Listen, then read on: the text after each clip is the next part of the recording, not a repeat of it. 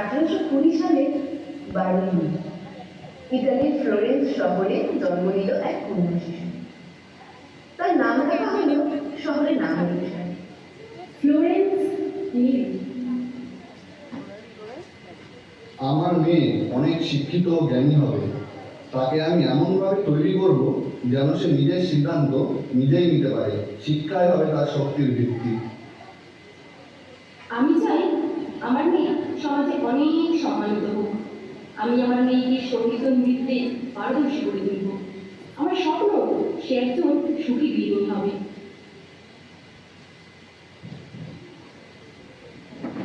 ধীরে ধীরে ছোট্ট ফ্লোরেন্স যখন বড় হতে লাগলো, সেই সময় ফ্লোরেন্স অনুভব করলেন স্বয়ং ঈশ্বর যেন তাকে মানুষের সেবা করার জন্যই পাঠিয়েছেন।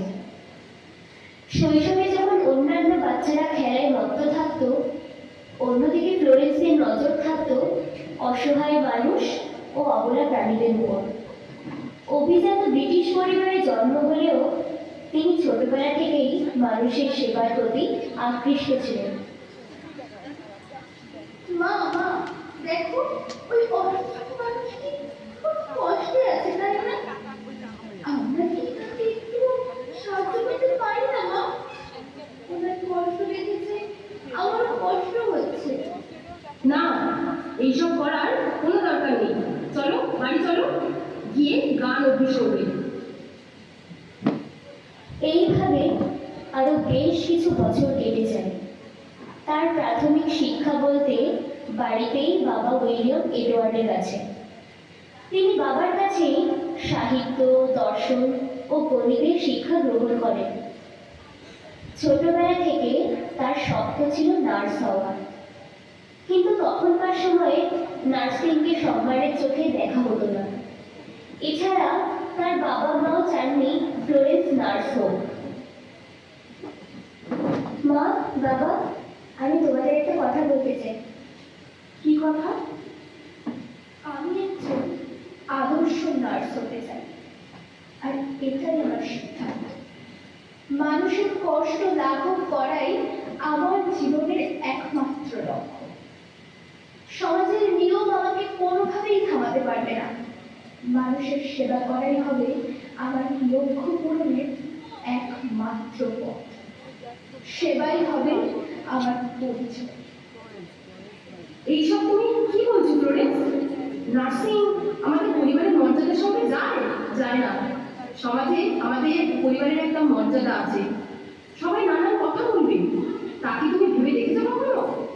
তোমার ভবিষ্যতের কথা ভেবে আমার খুবই দুশ্চিন্তা হচ্ছে। বাবা ও মাকে তিনি জানান, কিন্তু সেভাবে সাহায্য পাননি।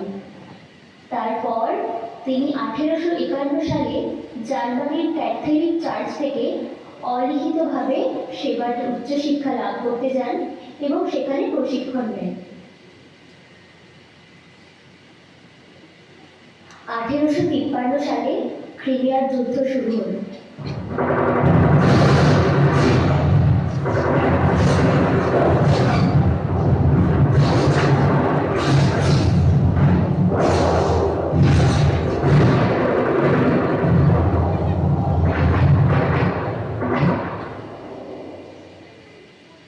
অনেক সৈনিক আহত হয়ে পড়ল।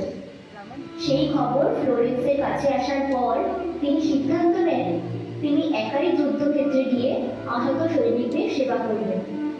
আহত সৈনিকেরা নিকটবর্তী মিলিটারি হসপিটালে ভর্তি থাকেন। সেখানে যাওয়ার পর তিনি 38 জন সহকর্মীদের নিয়ে সাহায্যের জন্য একটি দল গঠন করেন।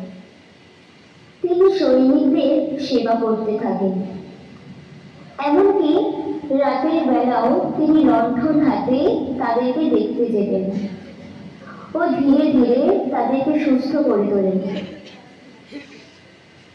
সেই থেকেই তিনি the lady with the lamp নামে পরিচিত হন। এখন কেমন আছেন? সঠিকভাবে ওষুধ খাচ্ছেন তো? আর কোনো রকম অসুবিধা হলে আমাকে অবশ্যই জানাবেন। আপনি আমাদের কাছে ভগবান তুল্য ফ্লোরেন্স। আমরা আঘাতে এবং অসুস্থতায় কাতরাচ্ছিলাম, সেই সময় আপনি আমাদের সেবা করেছেন। রাতের অন্ধন হাতে আমাদের দেখাশোনা করেছেন। আপনাকে অসংখ্য ধন্যবাদ করে আমাদের সুস্থ করে তোলার জন্য। যুদ্ধ শেষে তিনি দেশে ফিরে আসেন। তিনি সৈনিকদের সেবার দ্বারা সুস্থতা প্রদান করে প্রমাণ করেন স্বাস্থ্যবিধি জীবন রক্ষার নিয়ম। তাই তিনি ভাবলেন হাসপাতালে রোগীদের সেবা করা ও স্বাস্থ্যকর পরিবেশ গড়ে তোলার জন্য অন্যান্য মেয়েদের প্রশিক্ষণ দেওয়া উচিত। সৈনিকদের দেখাশোনা করে তিনি যেই সাম্মানিক পান তা নিজের জন্য খরচ না করে তার ফান্ডে জমা রাখেন। সেই ফান্ড থেকে তিনি লন্ডনে 1860 সালে সেন্ট থমাস হসপিটালে nightingale school of nursing and home nurse প্রতিষ্ঠা করেন। সেখানে তিনি ছাত্রীদের ইনফেকশন কন্ট্রোল, কমিউনিটি কিভাবে পরিষ্কার পরিচ্ছন্নতা বজায় রাখা উচিত সেই বিষয়ে প্রশিক্ষণ দেওয়া শুরু করেন। সেখান থেকেই তিনি নাইটিঙ্গেল উপাধি অর্জন করেন। তার এক ছাত্রী বললেন, ম্যাডাম, আপনার আদর্শ আমাদের অনুপ্রেরণা, আপনার শিক্ষা আমাদের পথ দেখিয়েছে। আমরাও মানব সেবায় নিজেকে উৎসর্গ করব। মনে রাখবে, সেবা শুধু দয়া নয়, এটি বিজ্ঞান ও শৃঙ্খলা। নার্সিং ও অন্যান্য পেশার মতোই একটি সম্মানজনক পেশা। মানুষের সেবা করা আর তাদের কষ্ট লাঘব করাই আমার জীবনের শ্রেষ্ঠ অর্জন। মানব সেবাই হলো আমার জীবনের আলোক প্রতিভা।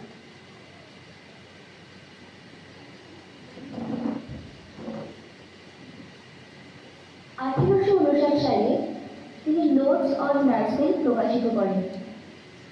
1860 সালে ফ্লোরেন্স নাইটিঙ্গেল থিওরি প্রকাশ করেন, যেটির ভিত ছিল ventilation, warmth, light, diet, cleanliness and quiet to foster natural healing এর উপর।